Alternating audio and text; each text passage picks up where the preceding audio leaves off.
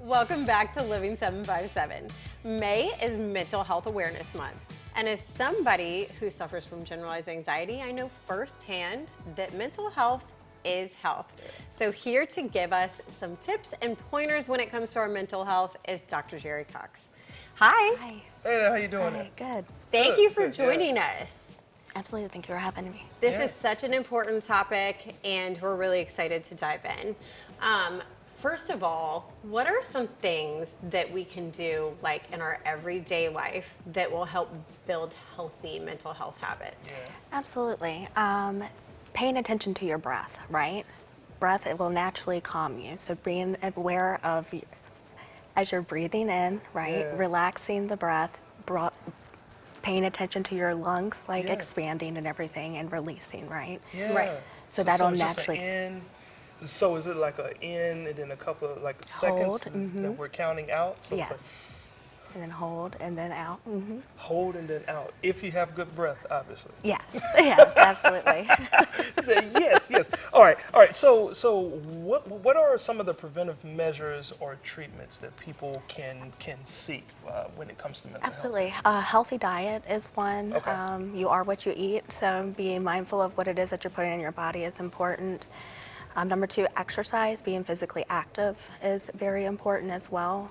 Physical and mental go hand in hand with each other. Okay. Being able to get outside, enjoying nature, like sunshine and everything, it's a natural like endorphin Yeah. releaser and stuff like that, so it just makes you feel better. Yeah. So there's little simple things that you can do and integrate into your day just to make things, better for yourself. You know, I realize lately I've been visiting the Virginia state parks, and my mental health has improved in some way, shape, or Okay. form. Yes. You see how I'm Okay. hitting my knee? That's me remembering slapping the mosquitoes. Get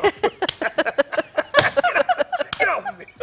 No, but I enjoyed it, and I can see how that can just kind of keep you Right. in tune as well, right? Absolutely. A lot of people start feeling better when like the spring and the summertime months come because there's more sunshine, Right. and people are outside doing more things.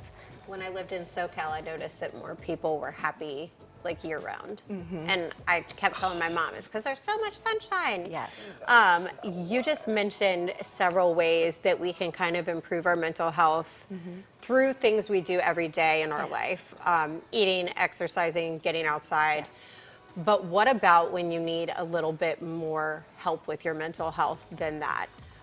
Is therapy something that is for everyone?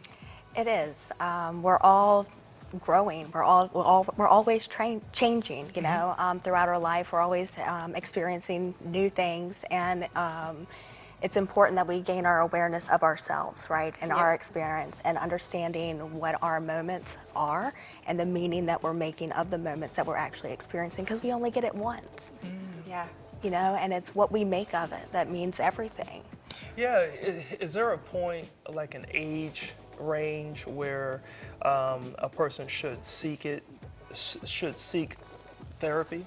It starts at a young age, and it's with emotional identification. When you start really young, when you're young, you don't know what your emotions are. You're learning, right? And as you get older, again, you're still learning about your emotions, how they impact you, how they influence your insight and your awareness and everything. So being more mindful, bringing that more to the conscious, if you will help you be more in the present and in the moment.